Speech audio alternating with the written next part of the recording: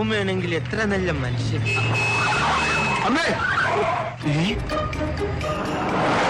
എന്റെ ബോഡി കൊണ്ടുപോവാ എന്റെ വണ്ടി വന്നു. എടാ ചന്ദ്ര, നീ അറിഞ്ഞില്ലേ അമ്പലത്തിലെ കാശ് അച്ചോട്ടും കൊടുത്ത് തീർത്തടാ? ആര് പറഞ്ഞു? ഇപ്പൊ എന്നോട് പറഞ്ഞിട്ട് അച്ചോട്ട് സൈക്കിളിൽ അങ്ങോട്ട് പോയേ ഉള്ളു. ആ പോയത് നമ്മുടെ അച്ചു അല്ലല്ലോ. അത് നീ വെള്ളം അടിക്കാത്തോണ്ട് നിനക്ക് തോന്നുന്നതാ. അത് നമ്മുടെ അച്ചോട്ടൻ തന്നെ. സൈക്കിൾ ഇടിക്കാൻ പോയപ്പോ അമ്മയെന്ന് വിളിക്കണ പോലെ തോന്നി. ചന്ദ്ര, അത് അപകടങ്ങളിൽ നിന്നും രക്ഷപ്പെടാൻ ഊമകൾ ചില പ്രത്യേക രീതിയിലുള്ള ശബ്ദബീജികൾ പുറപ്പെടുവിക്കാറുണ്ട്. അത് സംഭാഷണ ശകലങ്ങളായിട്ട് നമ്മൾ തെറ്റിദ്ധരിക്കും. അപകടം വരുമ്പോ ഊമ സംസാരിക്കോ? അപകടം വരുമ്പോഴും കൂമ്പിന് ഇടി കിട്ടുമ്പോഴും ചില ഊമകൾ സംസാരിക്കാറുണ്ട്. ഇല്ലടാ, അത് അപ്പുവാ. നമ്മുടെ അച്ഛന് എന്തോ അപകടം സംഭവിച്ചിട്ടുണ്ട്. എന്നിട്ട് അച്ഛന്റെ വേഷത്തിൽ അപ്പു നടക്കുവാ. ആണ്. ആ, അങ്ങനെയാണെങ്കിൽ ആ സംശയം ഒന്ന് തീർക്കണമല്ലോ. അത് ഞാൻ തീർത്തുതരാം. ആ പോയത് അപ്പുവാണെങ്കിൽ അയാളെ കൊണ്ട് ഒന്നുകൂടി ഞാൻ അമ്മേ എന്ന് വിളിപ്പിക്കും.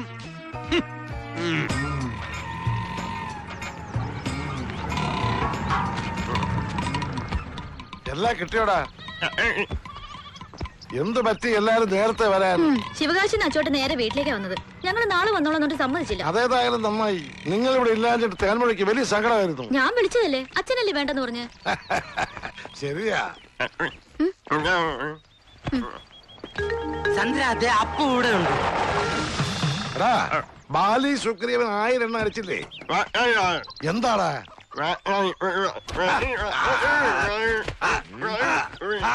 മതി, മനസ്സിലായി മനസ്സിലായി. പാഞ്ചാലി 1000 മതി.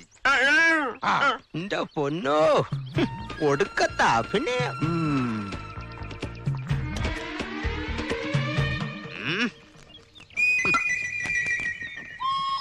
ഹായ്, സൂചി കുത്താൻ പറ്റിയ ബെസ്റ്റ് പ്ലേസ്.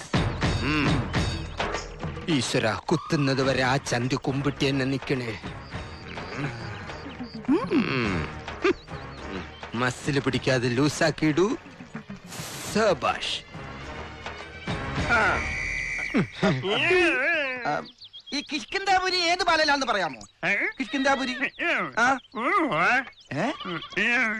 ഉത്തരറിയില്ല, മറ്റവൻ തന്നെ. ഇനി ക്യുസൊന്നും വേണ്ട, നമുക്ക് റിയാലിറ്റി ഷോ മതി. അമ്മേ എന്ന് വിളിച്ച് കരഞ്ഞുകൊണ്ട് ഔട്ടാവുന്ന റിയാലിറ്റി ഷോ. നീ എനിക്ക് വേണ്ടി SMS ചെയ്തോ. ഇന്ന് അവന്റെ സംഗതി എല്ലാം പുറത്തു വരും.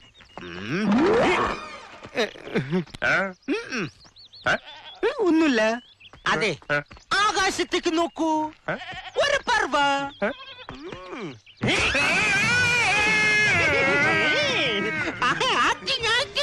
നമുക്കറിഞ്ഞൂടെ?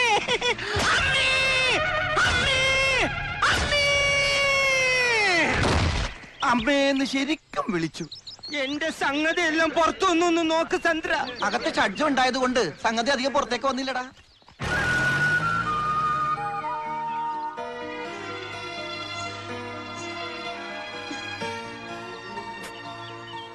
அவரு எத்தனையோ வாட்டி ஜெயிலுக்கு போயிருக்காரு. வெற்றியோட திரும்பி வந்துருவாரு. அதனால எனக்கு கவலை இல்லப்பா.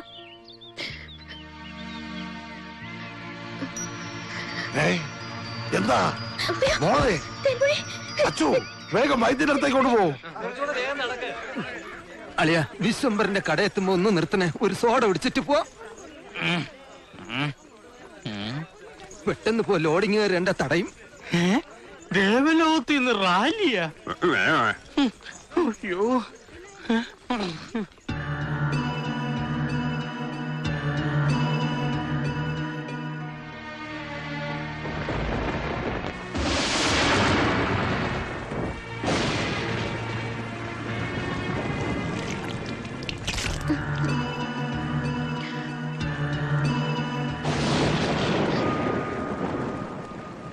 അച്ചു, സന്താനഭാഗ്യം ഉണ്ടാകുന്നതിന് വേണ്ടി നിങ്ങളെ ഒരുപാട് ഞാൻ ചികിത്സിച്ചു. ഫലം ഉണ്ടായില്ല. പക്ഷെ ഈശ്വരൻ മറ്റൊരു രീതിയിൽ നിങ്ങളെ അനുഗ്രഹിച്ചു എന്ന് കരുതിയാ മതി. നിങ്ങളുടെ തറവാട്ടിൽ ഒരു ഉണ്ണി പിറക്കാൻ പോകുന്നു.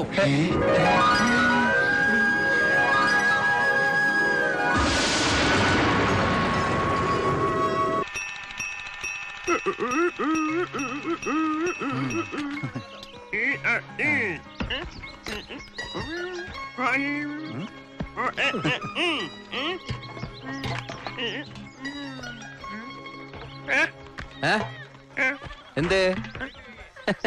കഷ്ട, ഇതിന്റെ പേരറിയാൻ പാടില്ലല്ലേ മോനെ?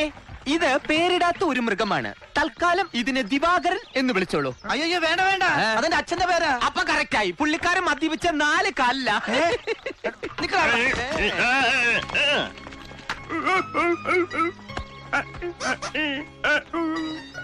എടാ, നീ ഇങ്ങനെ പഠിപ്പിക്കാൻ തുടങ്ങിയാൽ കുഞ്ഞ് അക്ഷരം അറിയാതെ എന്തെങ്കിലുമൊക്കെ പഠിച്ചു വെക്കും. പാല് കുടിക്കാം. വേഗം കുടിച്ചേ.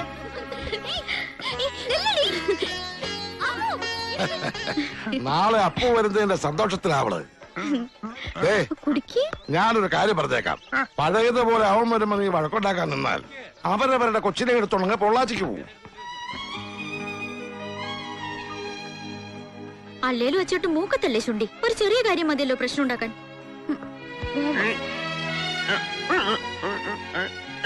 ആ, അങ്ങനെയാണേ കൊള്ളാം. ആശാനെ, സെറ്റെല്ലാം കറ്റി കഴിഞ്ഞു. ഇനി പോവാം. നിങ്ങൾ വിട്ടോ, ആ. ഇവിടെ അടുത്തല്ലേ. ശരി. ഞാനും അച്ചു അങ്ങ് എത്തിക്കോളാം. വണ്ടി വിട്ടാ. Okay, by. ഓ, ഈ പാമ്പിനെ കൊണ്ട് വലിയ ശല്യമല്ലോ. മനുഷ്യനെ കൊണ്ട് സോഡ കുടിപ്പിക്കില്ല. അങ്ങോട്ട് മാറി കിടക്കുമ്പേ.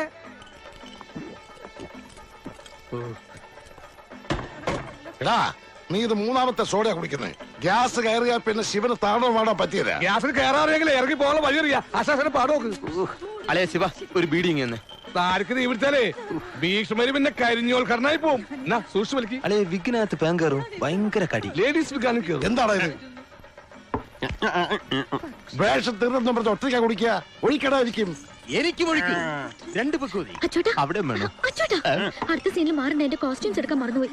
വാഷ് ചെയ്യാൻ കൊണ്ടുപോയതാ. നമ്മുടെ റൂമിൽ ഇരിപ്പുണ്ട്. എടാ, അടുത്ത രംഗത്തേക്കല്ലേ. നീ ടെൻഷൻ ആവണ്ട. വേഗം പോയി എടുത്തോണ്ട് വന്നാ മതി. ചെല്ലേ.